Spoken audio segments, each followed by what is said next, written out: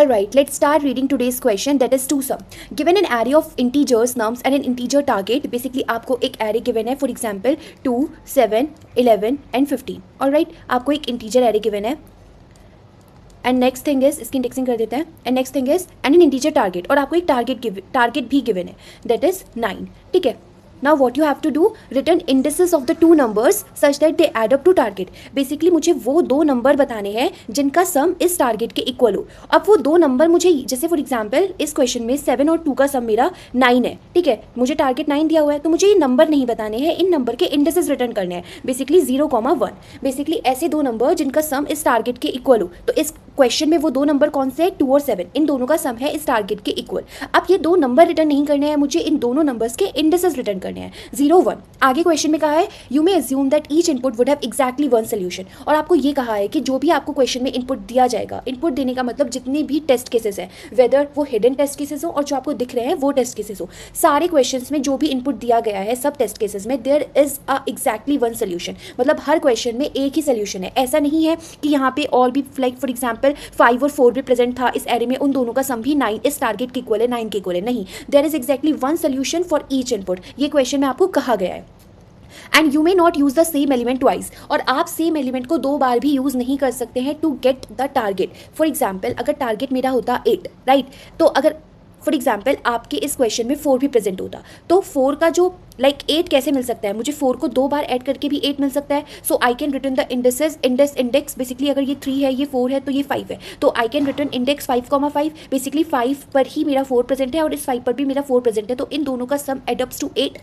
सो ये इन्होंने करने के लिए मना किया है कि you can not add the same element twice to get the target. I guess question clear होगा. You can return the answer in any order. आप किसी भी ऑर्डर में आंसर रिटर्न कर सकते हैं. फॉर एग्जाम्पल इस वाले आउटपुट का where 2 numbers add up to 9, 2,7 और उनके इंडिसेस थे 0,1, तो आप किसी भी ऑर्डर में दे सकते हैं. यू कैन रिटर्न 0,1 और you can return 1,0. So it's up to you, आप किस ऑर्डर में देंगे. आई गेस क्वेश्चन तो पूरा क्लियर होगा.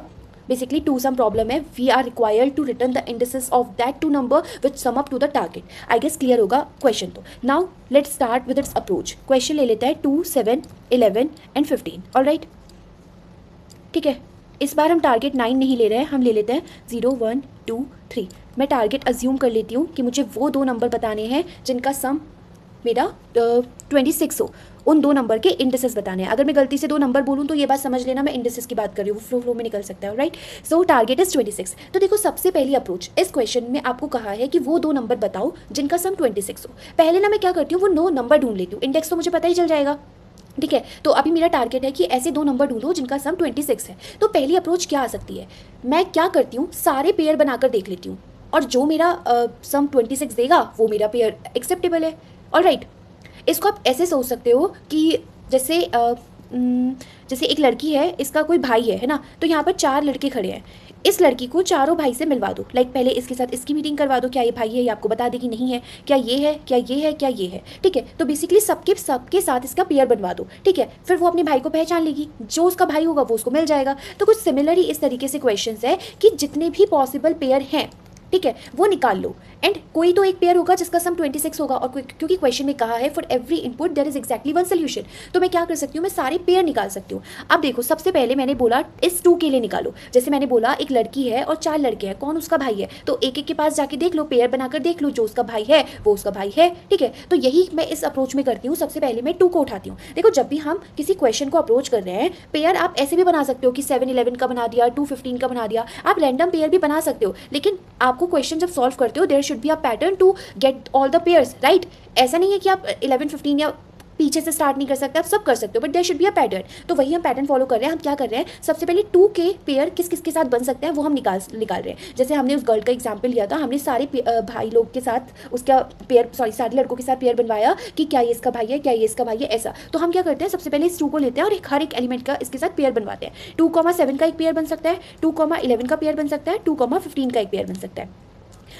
रनिंग में इनका सम भी कैलकुलेट कर लो। जब आप इनका पेयर बनवा रहे हो तभी तभी इनका सम भी कैलकुलेट कर लो। लाइक 2 और 7 का सम होता है 9, 2 और 11 का सम होता है मेरा बेसिकली 13 एंड 15 और 2 का सम होता है मेरा 17। ठीक है, तो इसमें तो मुझे नहीं मिला। अब अगली आइटरेशन पे आओ। इस 0th वाले इंडेक्स का काम खत्म हो गया, बेसिकली इस 2 एलिमेंट का काम खत्म हो गया। अब 7 पर आओ। अब 7 के सारे बनवाओ। देखो आप बैकवर्ड तो बनवाएंगे नहीं कि 7 और 2 का पेयर बनवाओ, क्योंकि 7 और 2 का पेयर इसमें काम चल चुका है। 2 और 7, 7 और 2 एक ही बात है। तो आप बेसिकली जिस भी एलिमेंट पर खड़े हो उससे अगले एलिमेंट के साथ उसका पेयर बनवाओगे। और सेम बनवा नहीं सकते कि 7 और 7 का बनवा लो, ये क्वेश्चन में स्ट्रिक्टली मना किया है कि you can not use the same element twice. ठीक है, तो 7 का किसके साथ बनवाओगे? जिस भी इंडेक्स पर खड़े हो उससे अगले इंडेक्स का ही बनवाओगे। तो 7, 11 का बनवाओगे, आंसर इज बेसिकली 18। आप उसके बाद 7 और 15 का बनाओगे, आंसर इज 22। इसमें भी आपको नहीं मिला। अब इस इंडेक्स का भी काम खत्म हो गया। अब आप इस पर आए, आपने इसका पेयर बनाया, 11 और 15 का बनाओ और ये आपको आंसर देगा 26। और जैसे ही आपको आंसर मिल गया, what you will do, you will return the indices. ठीक है, आप ये 2 और 3 इंडेसेस को रिटर्न कर देंगे, इंडेक्स को रिटर्न कर देंगे। आई गेस क्वेश्चन तो क्लियर होगा। और इसकी टाइम कॉम्प्लेक्सिटी की बात क्या करें तो क्या करें? देखो बेसिकली अगर मैं पहले थोड़ा सा कोड का आइडिया देती हूँ, हम क्या कर रहे हैं, हम एक एक इंडेक्स को उठा रहे हैं और हम उसके पूरे के हर एलिमेंट के साथ उसका पेयर बना रहे हैं। ठीक है, तो एक लूप तो हो गया हर इंडेक्स को उठाना, basically int i equals to 0 से लेके n तक। ठीक है, बेसिकली n-1 तक, क्योंकि आप देखो यहाँ तक जाना, आप यहाँ तक जाओगे तो इसका पेयर आप किससे बनवाओगे? देखो आप यहाँ तक भी जा सकते हो। ठीक है, क्योंकि अगला जो लूप स्टार्ट होगा, जो पेयरिंग करेगा, वो बेसिकली i+1 से स्टार्ट होगा। मैंने बोला था ना कि अगर आप i इक्वल्स टू 0 पे हो तो आप पेयरिंग कहाँ से स्टार्ट करोगे? i+1 से स्टार्ट करोगे, क्योंकि सेम एलिमेंट से कर नहीं सकते हो, है ना। और पीछे जाने का कोई मतलब नहीं है, क्योंकि अगर आप इस पर हो और इसकी पेयरिंग करवाना चाह रहे हो कि तो वो ऑलरेडी पहले वाले ने काम कर लिया होगा, क्योंकि 2 ने 7 के साथ बना लिया होगा, तो 7 के साथ आपको 2 की बनाने की जरूरत नहीं है। तो आप हमेशा i+1 से स्टार्ट करोगे। i+1 से आप कहाँ तक जाओगे? बेसिकली आप हर एक एलिमेंट, जैसे इस एलिमेंट की आपने इस लास्ट एलिमेंट तक बनवाई थी, तो ये लास्ट एलिमेंट कौन सा है मेरा? n-1 तक है। तो बेसिकली आप n-1 तक जाओगे। ठीक है, i+1 से n-1 तक आप जाओगे, सारे पेयर बनवाओगे। ठीक है, और यहाँ पर मैं n-1 तक जाने के लिए क्यों बोल रही हूँ, सॉरी ये तो n-1 है, n-2 तक, n-2 तक जाने के लिए क्यों बोल रही हूँ? क्योंकि इसका पेयर इस अगले वाले के साथ पॉसिबल है। ठीक है, इसका पेयर किसी के साथ पॉसिबल नहीं है। ठीक है, तो अगर आप इस एलिमेंट तक जाते भी हो, n-1 तक भी जाते हो, तो जे तो अगला i+1 से स्टार्ट होगा, बेसिकली इस एलिमेंट से स्टार्ट होना चाहिए था जो एग्जिस्ट नहीं करता, तो ये लूप चलेगा ही नहीं, बात वो भी ठीक है। तो आप यहाँ तक भी जा सकते हो। ठीक है, इस n-2 के जाने का मतलब आप लिख सकते हो लेस देन n-1 और या लिख सकते हो less than equals to n-2। ठीक है, ये चीज़ तो आई गेस क्लियर होगी। आप ये जाएंगे, आप बेसिकली क्या करेंगे, आप एक सम ले सकते हो, एक सम वेरिएबल ले सकते हो, इंट सम इक्वल्स टू, आप उसमें लिख सकते हो array of i plus array of j। ठीक है, बेसिकली एरे ऑफ i और एरे ऑफ j, मैंने बोला था ना रनिंग सम कैलकुलेट करना, इन दोनों को अगर पेयर बनाया तो इनका सम हाथों हाथ चेक कर लो। और यहाँ पर फिर चेक कर लो कि इफ मेरा सम इक्वल्स टू है टारगेट के। ठीक है, जो मैं हर बार चेक कर रही थी, क्या इस पेयर का सम मेरा टारगेट के इक्वल है, क्या इस पेयर का सम मेरा टारगेट के इक्वल है। तो इफ आपका सम टारगेट के इक्वल है तो what can you do, you can return those indices. कौन कौन से इंडेक्स है? i और j। ठीक है, i और j, बेसिकली i और j ही तो मेरा ट्रैक कर रहे हैं कौन से इंडेक्स है। i इक्वल्स टू 0, जैसे फॉर एग्जाम्पल मैं इस वाली मान लेते हैं यही मेरा आंसर है। ठीक है, तो i इक्वल्स टू 0 मेरा इस एलिमेंट को पॉइंट कर रहा है और j इक्वल्स टू 1 मेरा इस एलिमेंट को पॉइंट कर रहा है। अगर i इक्वल्स टू बेसिकली 2 होता और j इक्वल्स टू मेरा 3 होता, ठीक है, यहाँ पर होता j मेरा i+1 से, जब मेरा i इक्वल्स 2 होगा तो j मेरा i+1 से स्टार्ट होगा, j मेरा 3 से स्टार्ट होगा, तो उस पोजीशन पर मुझे 11 + 15 का सम 26 मिल जाएगा। तो what will I return, I will return i, j and i will point two this 11 and 3 will point two j will point two this 15। तो बेसिकली i, j रिटर्न कर देंगे। और अगर आपको किसी भी लूप से नहीं मिला कि आपके दोनों लूप एंड हो गए, तो जस्ट रिटर्न एम्प्टी वेक्टर कि ऐसे कोई भी पेयर एक्सेस नहीं करता है इस एरे में कि जिनका सम टारगेट के इक्वल हो। वेल ये कंडीशन कभी भी चलेगी नहीं, क्योंकि उसमें क्वेश्चन ने कहा है कि there is exactly one solution for each input, तो इस कंडीशन को कोई फायदा नहीं है। और इस चीज़ को ना आप, ये जो मैंने करली ब्रेसेस में लिखा है, इसको इनिशियलाइजर लिस्ट सिंटेक्स बोलना, आप इसके बारे में पढ़ना। बेसिकली हमें एक क्वेश्चन में वेक्टर रिटर्न करना था, तो आप एक अलग से वेक्टर बना के उसमें इन i और j को पुश भी कर सकते हैं। लाइक मैंने बना लिया एक वेक्टर इंट टेम्प, और इस क्वेश्चन में जब if sum equals to target है तो आप टेम्प में पुश कर सकते थे i को, टेम्प में पुश कर सकते थे j को, and you can return temp, आप ये भी कर सकते थे। लेकिन आप एक डायरेक्ट इस सिंटेक्स को यूज करते हैं, इसको बोलते हैं इनिशियलाइजर लिस्ट सिंटेक्स, जो कि इम्प्लिसिटली कंपाइलर खुद से एक वेक्टर क्रिएट कर देता है और रिटर्न कर देता है। Basically it was used to initialize the object. Basically आप इसके बारे में पढ़ लेना, लेकिन इतना समझिए कि ये आपका डायरेक्टली कंपाइलर खुद ही इसका एक वेक्टर बना लेता है और रिटर्न कर देता है। इसके बारे में आप पढ़ सकते हैं, what is this initializer list syntax. अब इसकी टाइम कॉम्प्लेक्सिटी की अगर मैं बात करूँ तो 2 लूप चल रहे हैं, ये भी पूरा ऑलमोस्ट एन ही चल रहा है और ये भी ऑलमोस्ट एन चल रहा है, order of n square. I guess ये टाइम कॉम्प्लेक्सिटी निकालनी तो आती होगी, ठीक है। अगर नहीं आती है तो please watch a lecture of time complexity before going through all these question, because time complexity and space complexity हर क्वेश्चन में बहुत इंपॉर्टेंट है। And what about time complexity, आप कुछ एक्स्ट्रा स्पेस यूज कर नहीं रहे हो, you are just using this sum, और बेसिकली सम में अल्टीमेटली कॉन्स्टेंट स्टोर होगा, लाइक 15 है, 26 है सम, तो ये होगा, and this will take only order of 1 space. तो I guess time and space complexity तो क्लियर होगी।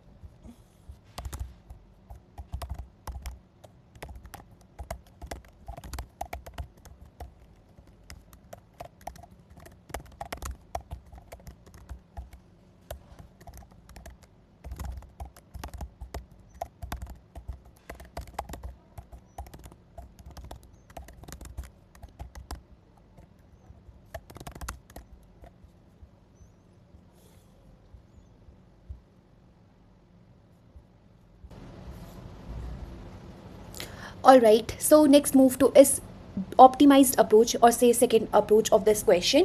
देखो ब्रूट फोर्स में हम क्या कर रहे थे, हम बेसिकली हर एक एलिमेंट के लिए उसका पेयर ढूंढ रहे थे. फॉर एग्जांपल क्वेश्चन में था 2, 7, 11, 15. हम इस 2 के लिए हर एक इसका पेयर ढूंढ रहे थे. अभी मान लेते हैं इस क्वेश्चन में 2 फिर से है, तो इस 2 के लिए आपने सारे एलिमेंट्स ढूंढे, फिर इस 2 के लिए भी आप सारे एलिमेंट्स ढूंढेंगे. बेसिकली आप हर एलिमेंट के लिए एक एक पेयर ढूंढते जा रहे हैं एंड टाइम कॉम्प्लेक्सिटी आपकी पहुंच रही थी ऑर्डर ऑफ n², तो वो इतनी अच्छी नहीं है, एफिशिएंट नहीं है. Do we have some other approach to solve this question? Yes. आपको एक पैटर्न ऑब्जर्व करना पड़ेगा. देखो ये पैटर्न आप ऑब्जर्व अभी नहीं कर पाएंगे अगर आप इसको क्वेश्चन को पहली बार कर रहे हैं. देखो ये चीज़ें आपकी प्रैक्टिस से आएंगी, ठीक है, तो आप प्रैक्टिस करोगे तो आपको भी ऑब्जर्व होने लग जाएगा. देखो let's take this example 0, 1, 2 and 3. Target हम वही लेते हैं, हम टारगेट लेंगे 26, ठीक है, ओके. अब एक चीज़ ऑब्जर्व करना, किसी भी एलिमेंट के लिए मुझे क्या चाहिए. देखो अगर मैं इस एलिमेंट पर हूँ और अगर मैं इसको मानूँ कि ये element is one of the element of the pair, मान लेते हैं देखो पेयर में आपके 2 एलिमेंट आएंगे जिनका सम 26 है, तो मैं जिस भी एलिमेंट पर जाती हूँ तो मैं उसको मान लेती हूँ कि ये मेरा वन ऑफ द एलिमेंट है पेयर का, ठीक है. इंडिसेस की बात नहीं कर रही हूँ, अभी मैं जस्ट वो 2 नंबर फाइंड करना चाह रही हूँ, वो 2 नंबर फाइंड करना चाह रही हूँ जिनका सम 26 हो. तो व्हाट विल आई डू, मैं जिस भी इंडेक्स पर जाऊंगी मैं उसको मान लूंगी कि ये मेरा इस पेयर का वन ऑफ द एलिमेंट है, ठीक है. तो मैंने मान लिया इस पेयर का ये 2 एलिमेंट है, तो अगर ये मेरा वन ऑफ द एलिमेंट है तो what should be the other element. क्या होगा आप खुद ही बताइए. अगर टारगेट ये है और एक एलिमेंट ये है तो what should be the other element. 24 होगा, क्योंकि 24 और 2 को मिला के 26 होता है, होगा. ये आपको कैसे मिला, आपने बेसिकली इस टारगेट में से इस 2 को माइनस करा है, ठीक है. आपने इस 26 में से 2 माइनस करा तभी तो आपको 24 मिला. कि अगर इस 2 को मैं फिक्स कर दूं तो अगला एलिमेंट क्या होगा, ठीक है. यही करा बेसिकली आपने. अगर मैं इसको और जनरलाइज करूं तो आपने क्या करा, टारगेट माइनस नम्स ऑफ आई करा, ठीक है. ये करा आपने, यू अग्री. तो यही हमें करना है. हम जिस भी एलिमेंट पर जाएंगे हम मानेंगे कि it is one of the element of that pair और उसके लिए फिर उसका दूसरा पेयर ढूंढेंगे. अब देखो अगर इसको मान लेती हूँ कि 2 मेरा वन ऑफ द पेयर है, ठीक है, one of the element of the pair है, तो दूसरा 24 होना चाहिए, ठीक है. 24 ही होना चाहिए. 11, 15, 7, 23 कुछ नहीं चलेगा अगर सम आपको 26 चाहिए. तो अब मेरा अगला टारगेट, अगला स्टेप क्या है, इस 24 को इस एरे में ढूंढो. अगर इस एरे में 24 प्रेजेंट है तो वेल एंड गुड, मुझे मेरा आंसर मिल गया, क्योंकि मुझे तो ये भी कहा था कि हर इनपुट का एक्जैक्टली 1 सोल्यूशन प्रेजेंट है, ठीक है. और मुझे तो सिर्फ यही वो 2 एलिमेंट्स के इंडिसेस रिटर्न करने हैं जिनका सम इस टारगेट के इक्वल हो, राइट. तो बेसिकली आपने ये क्या करना है, व्हेन यू आर एज्यूमिंग कि आपके एरे का हर element is one of the pair है, तो उसके रिगार्डिंग आप दूसरा एलिमेंट इस एरे में ढूंढो, ठीक है. चलो let's start searching in this array. क्या आपको 24 इस एरे में मिला? नहीं. तो इसका मतलब ये 2 तो नहीं है. आपने अगला एलिमेंट रखा 7, 2 पेयर है. आपने अगला एलिमेंट अब माना कि नम्स ऑफ आई, सबसे पहले 0 हुआ था अब 1 होगा, ठीक है, इंडेक्स 1 होगा तो नम्स ऑफ 1, तो नम्स ऑफ 1 को माना आपने कि ये मेरा वन ऑफ द एलिमेंट है. तो इसके रिगार्डिंग अगर 26 सम बनाना है तो what should be the other element. 26 में से 7 को माइनस कर दो, टारगेट में से नम्स ऑफ आई को माइनस कर दो, what will be the other element. 19. Let's search, क्या इस एरे में मेरा 19 है. Let's start searching. 19 है नहीं, ये 19 है नहीं, 19 है नहीं, 19 है नहीं, तो बेसिकली 19 मुझे नहीं मिला. तो इसका मतलब this 7 should not be my answer, ठीक है. अब अगला देखो, अगला पेयर मानती हूँ मैं 11 होना चाहिए. अगर 11 है तो what should be the other element. Other element should be 15. मुझे कैसे मिला, मैंने 26 में से 11 को माइनस करा and I got this 15. Let's start searching this 15 in this question. क्या ये मेरा 15 है? नहीं. क्या ये मेरा 15 है? नहीं. क्या ये मेरा 15 है? नहीं. क्या ये मेरा 15 है? हाँ मिल गया भाई, मुझे मिल गया. 15 तो चाहिए था मुझे. And now what will you do, you will return the index. जो आपने 11 जिस इंडेक्स पर आप थे वो इंडेक्स रिटर्न कर दो और जहां पर आपने वो एलिमेंट ढूंढा उसका इंडेक्स रिटर्न कर दो. और यही तो मुझे अल्टीमेटली रिटर्न करना था. इट्स क्वाइट गुड अप्रोच कि आपने क्या नीड है मुझे, बेसिकली आपने नीड निकाली. आपने हर एलिमेंट को माना कि it is my one of the pair और उसके बाद आपने उसके लिए दूसरा कंपैटिबल पेयर ढूंढने के लिए आपको किस चीज़ की नीड थी, आपने टारगेट माइनस नम्स ऑफ आई की नीड थी आपको, तो आपने वो सर्च करना शुरू करा.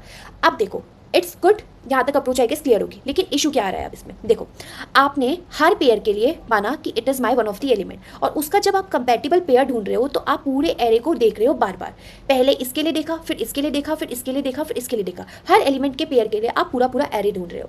You can do this too, लेकिन टाइम कॉम्प्लेक्सिटी फिर से बढ़ जाएगी. लेकिन we have some other searching approach जो आपको बहुत इफिशियंटली ऑर्डर ऑफ 1 टाइम में ये पता लगा के दे सकती है कि is there my partner, my pair is present in the array or not.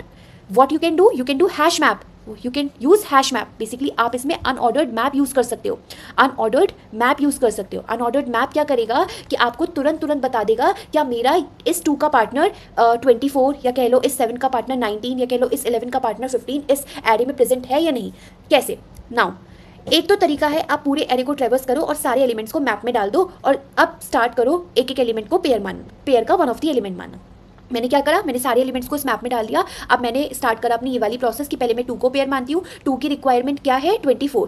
Let's map मुझे ये बता दो कि 24 प्रेजेंट है या नहीं, क्योंकि मैप तो मुझे ऑर्डर ऑफ 1 टाइम में बता देता है, ये तो मुझे पता है। मैं यहाँ पर मैप यूज़ नहीं कर रही हूँ, मैं यहाँ पर अनऑर्डर्ड मैप यूज़ कर रही हूँ, क्योंकि अनऑर्डर्ड मैप आपको ऑर्डर ऑफ 1 टाइम में बता देता है, क्योंकि ये हैश टेबल यूज़ करता है। और अगर देखो वर्स्ट केस में कोलिजन्स हो सकते हैं, ऑर्डर ऑफ एन टाइम पहुंच सकता है, लेकिन हम एवरेज मानकर चलते हैं, क्योंकि हम मानते हैं क्योंकि हमारे जो कोलिजन फंक्शंस होते हैं, जो हैशिंग फंक्शन होता है, वो बहुत ही ऑप्टिमाइज है इस रियल वर्ल्ड में, तो उसको हम ऑर्डर ऑफ 1 टाइम मानकर चलते हैं कि आपको वो बता देंगे। ठीक है, अब इसमें आप ज़्यादा मत सोचना कि कोलिजन हुआ तो इसमें भी ऑर्डर ऑफ एन ही लग रहा है, लग सकता है, लेकिन मैं आपको बता रही हूँ कि हमारे आजकल के जो कोलिजन हैशिंग फंक्शंस होते हैं वो बहुत अच्छे होते हैं, तो आपको ऑर्डर ऑफ 1 एवरेज टाइम में दे देता है। ठीक है, मैप यूज़ नहीं करें क्योंकि उसमें लॉग इन लग जाता है, एन एलिमेंट्स के लिए देखोगे तो एन लॉग इन लग जाएगा। तो ये तो आई गेस मैं हर वीडियो में इस चीज़ को एक्सप्लिसिटली बता ही देती हूँ। चलो इस चीज़ को छोड़ते हैं। तो हाँ, आपने एक बार मैप में डाल दिया, आपने अब 2 के पेयर को ढूंढा, मैप मुझे बताओ 24 प्रेजेंट है कि नहीं है, तो मैप बोलेगा नहीं, ऑर्डर ऑफ 1 टाइम में बता दिया। अब आप सिमिलरली 7 के लिए उसका पेयर 19 ढूंढेंगे, उसके बाद आप 11 के लिए उसका पेयर 15 ढूंढेंगे और आपको मैप बता देगा कि हाँ मेरा 15 प्रेजेंट है। एक तो ये कर सकते हो, लेकिन इससे बेटर इसको रफ नहीं करते हैं, इससे बेटर भी हमारे पास एक तरीका है। व्हाट कैन वी डू, हम साथों साथ ही इसमें डाल सकते हैं, लाइक मैप में डाल सकते हैं। फॉर एग्जाम्पल मैं i इक्वल्स टू 0 पर हूँ, ठीक है, मैंने माना 2 को मेरा वन ऑफ द पेयर है। ठीक है, इसके लिए मुझे किस चीज़ की ज़रूरत है, 24 की ज़रूरत है। क्या मेरा 24 बेसिकली इस मैप में प्रेजेंट है? अभी तो मैप में कुछ भी प्रेजेंट नहीं था, तो मैं क्या करूँगी, इस 2 को स्टोर करा दूंगी। एक क्वेश्चन हमने और भी करा था इस तरीके का, याद होगा, लास्ट क्वेश्चन करा था, last to last I guess कुछ तो क्वेश्चन करा था लॉन्गेस्ट सब एरे में, जहाँ पर मैं इस तरीके से स्टोर करा रही थी। ठीक है, तो बेसिकली 2 सम है, सॉरी 2 सम नहीं, 2 प्रेजेंट है मेरा 0th इंडेक्स पर। अब मैं i इक्वल्स टू 1 पर आई इक्वल्स टू 1 पर मैं वन ऑफ द पेयर को मानती हूँ 7, तो मुझे किस चीज़ की रिक्वायरमेंट होगी, 19 की। क्या 19 मेरा इस मैप में प्रेजेंट है? अभी तक नहीं प्रेजेंट है। ठीक है, देखो पीछे तक तो प्रेजेंट है नहीं। ठीक है, 19 प्रेजेंट नहीं है, तो मैं क्या करूंगी, मैं 7 को स्टोर करा दूंगी 1 पर। अब देखो i इक्वल्स टू 2 पर आओ। ठीक है, i इक्वल्स टू 2 पर आए 11 को किस चीज़ की रिक्वायरमेंट है, 15 की। ठीक है, क्या मेरा 15 प्रेजेंट है? नहीं, तो मैं क्या करूंगी, 11 को स्टोर करा दूंगी सेकंड इंडेक्स पर। अब मैं i इक्वल्स टू 3 पर आई, i इक्वल्स टू 3 पर था 15 है, तो मुझे किस चीज़ की रिक्वायरमेंट है, 11। क्या मैप में मेरा 11 प्रेजेंट है? हाँ 11 प्रेजेंट है, और उसने बता भी दिया कि आपका सेकंड इंडेक्स पर प्रेजेंट है। अभी आपका करंट i 3 था और मैप ने आपको बता दिया 2। मैप ने आपको कैसे बताया, बेसिकली आपने इस चीज़ को नीड में स्टोर करा, need equals to target minus nums of i, मतलब नीड है आपको 11 की, आपने 11 सर्च करा, तो बेसिकली आपको इंडेक्स किससे मिल जाएगा, MP ऑफ नीड से। जब आप MP ऑफ 11 लिखेंगे तो आपको क्या इंडेक्स रिटर्न होगा, 2। आई गेस ये की वैल्यू का पेयर तो कॉन्सेप्ट होगा, क्लियर होगा। तो how will you return the index, MP of need comma this i, this is how you can return the indexes. तो ये तो क्लियर होगा। अब मुझे लगता है कि शायद ये डाउट किसी को आ सकता है, सबको नहीं आ सकता। आप सोच रहे होगे कि मैंने इस 2 के लिए एलिमेंट देखा 19, मुझे 24 मुझे नहीं मिला। ठीक है, अब मैंने 7 के लिए देखा 19, मुझे नहीं मिला। ठीक है, लेकिन मेरे मैप में तो बस 2 और सिर्फ 2 की इन्फॉर्मेशन थी। जब मैं 7 का पेयर 19 ढूंढ रही हूँ तो मुझे तो इस पूरे एरे की रिक्वायरमेंट थी, ठीक ही नहीं। जब मैंने 7 का पेयर 19 ढूंढने की कोशिश करी, तो जब मैं आपको नॉर्मली बता रही थी, मैं बता रही थी कि पूरे एरे में देखो क्या 19 प्रेजेंट है कि नहीं, लेकिन मैप में तो बस यहाँ तक की इन्फॉर्मेशन प्रेजेंट है, तो क्या पता आगे प्रेजेंट हो सकता है। इस चीज़ का आंसर मैं आपको बताती हूँ कि ये देखो, जब आपने 11 के लिए देखा 15, जब आप नॉर्मली देख रहे थे तो आपको इस 11 पर ही मिल जा रहा था कि हाँ मेरा आगे 15 प्रेजेंट है। ठीक है, इसी i इक्वल्स टू 2 पे मिल जा रहा था, लेकिन इस क्वेश्चन में आपको कहाँ पर मिल रहा है, i इक्वल्स टू 3 पर। 11 को तो 15 नहीं मिला, क्योंकि 11 के पीछे 15 नहीं था, 11 के आगे 15 था। लेकिन जब आप 15 पर गए तो 15 को तो पता है कि 15 को देखो, अगर 11 को 15 चाहिए तो ऑब्वियसली 15 को भी 11 चाहिए होगा। मान लेते हैं जिस पोजीशन पर जब आप 11 के पास आए और आपने 15 को ढूंढने की कोशिश करी, तो 15 आपको पीछे नहीं मिला क्योंकि 15 आगे था। तो कोई बात नहीं, जब 15 आगे आएगा तो पीछे 11 को तो ढूंढ ही लेगा, क्योंकि 11 तो पीछे निकल गया। तो बात यही है कि अगर 11 15 को नहीं ढूंढ पाया तो 15 विल ऑटोमेटिकली फाइंड 11। ठीक है, तो ये इस क्वेश्चन में यहाँ पर क्लियर है। आई गेस ये क्लियर होगा। इसकी टाइम कॉम्प्लेक्सिटी हम सिर्फ एक ही बार ट्रेवर्स कर रहे हैं, तो time complexity will be order of n, and space complexity की अगर मैं बात करूँ तो अलग से हैश मैप यूज़ कर रहे हैं। ठीक है, तो अगर हम माने कि लास्ट एलिमेंट ही प्रेजेंट है, तो सारे के सारे एलिमेंट वर्स्ट केस में ये जैसे 11 और 15 था, तो ऑलमोस्ट 3 एलिमेंट तो स्टोर हो ही गए ना, तो ऑलमोस्ट सारे एलिमेंट स्टोर हो ही गए, तो time space complexity will be order of n। I guess ये अप्रोच क्लियर होगी। तो हमने इस अप्रोच में कुछ नहीं करा, हमने हर एलिमेंट को माना। क्या तुम मान लेते हैं कि you are one of the element of that pair, तो फिर उसका कंपैटिबल पेयर हमने ढूंढना कोशिश करा एरे में। तो अब हमने एरे में ना ढूंढने की कोशिश करी, क्योंकि एरे हमें ऑर्डर ऑफ n टाइम में बताता, तो हमने थोड़ा ऑप्टिमाइज करा, हमने अनऑर्डर्ड मैप यूज़ कर लिया। और ये भी क्लियर था कि मैप क्यों नहीं यूज़ करा, अनऑर्डर्ड मैप ही क्यों यूज़ करा। तो आई गेस ये चीज़ क्लियर होगी।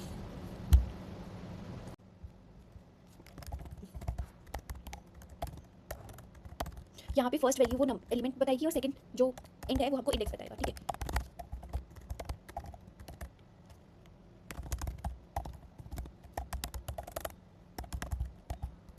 सी हमने टारगेट माइनस नम्स ऑफ आई क्यों करा है, हमने nums of I minus target क्यों नहीं करा है, क्योंकि अगर टारगेट इधर है तो बेसिकली जब नम्स ऑफ आई इधर जाएगा तो need plus nums of I will become target. तो बेसिकली हमें तो नीड किस चीज की है, उस एलिमेंट बेसिकली जिस एलिमेंट को हम मान रहे हैं 2 को हम मान रहे हैं, तो 2 में क्या और प्लस करेंगे टारगेट बन जाए। तो बेसिकली इस 2 में अगर इस नम्स ऑफ आई को इधर लेकर आए, बेसिकली जब हम इस नम्स ऑफ आई को इधर नीड में प्लस करेंगे तभी तो टारगेट बनेगा। लेकिन अगर आप लिखते हैं nums of I minus target है ना, तो nums of I minus target अगर लिखते तो जब आप टारगेट निकालते तो बेसिकली आप देखना nums of I minus need हो जाता, तो ये तो आई गेस क्लियर होगा, ठीक है। अगर किसी को कंफ्यूजन बेसिकली आप मैप में फाइंड करेंगे mp dot find this need, if this is not equal now mp dot find आप नीड को फाइंड कर रहे हैं and that is not equal to mp dot end. Basically इस लाइन का मतलब होता है कि आपको वो नीड वाला एलिमेंट मिल गया। आई गेस ये मैप की बेसिक चीज है, ये तो आपको क्लियर होगी। अगर ये क्लियर नहीं है तो आई वुड प्रेफर कि आप मैप का बेसिक देख लीजिए। अगर आपको मिल गया तो what you need to return, basically मैंने आपको बताया था mp of need will give you that index and जो नॉर्मली हमारा चल रहा है ये आपको मिल जाएगा यहाँ से। नाउ अगर आपको कुछ नहीं मिलता है तो आपको एम्प्टी वेक्टर रिटर्न करना है, और मैंने ये भी बताया था कि एम्प्टी वेक्टर की जरूरत होगी नहीं basically. So this is all about the question. Oh sorry, एक चीज मिस्टेक कर दिया है हमने, हमें रनिंग में मैप में स्टोरी तो कराना था, वो मैं कराना ही भूल गई, वही होता है। तो बेसिकली आपको क्या करना है, एम्पी ऑफ नीड में आप आई डाल देंगे। बेसिकली जो एलिमेंट सॉरी नीड नहीं, this amphi of nums of I, basically जो पहला एलिमेंट था 2, तो एम्पी ऑफ 2 में आई डाल देंगे।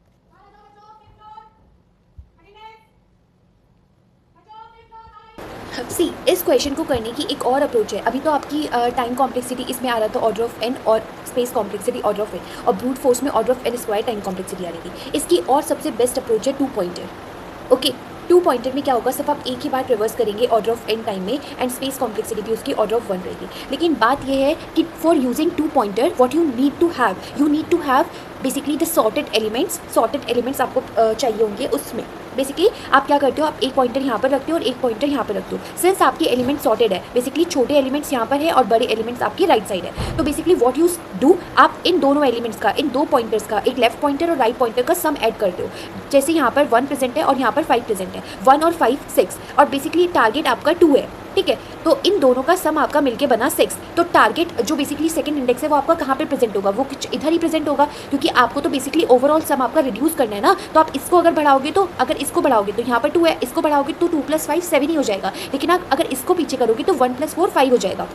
तो यही अप्रोच हम यूज़ करते हैं कि सम को किधर बेसिकली हम सम निकालते हैं और हमें किधर मूव करना है एज पर टारगेट, हम वो करते हैं। लेकिन for that we need to have sorted elements. अगर आप इस क्वेश्चन में ये जो 2 सम प्रॉब्लम थी इसमें आपके सॉर्टेड कहीं भी नहीं दिया हुआ था। जो 2 सम 2 प्रॉब्लम है लीड कोड की, उसमें आपको सॉर्टेड बोला है, then there you have to use that 2 pointer approach. लेकिन इस क्वेश्चन में आप नहीं कर सकते हो कि सॉर्ट कर दो n log n time complexity में, देन आप ये वाली अप्रोच लगा दो। लेकिन फालतू का हम सॉर्ट में एन लॉग एन लगा रहे हैं तो वो ऑप्टिमाइज नहीं है इस क्वेश्चन के लिए।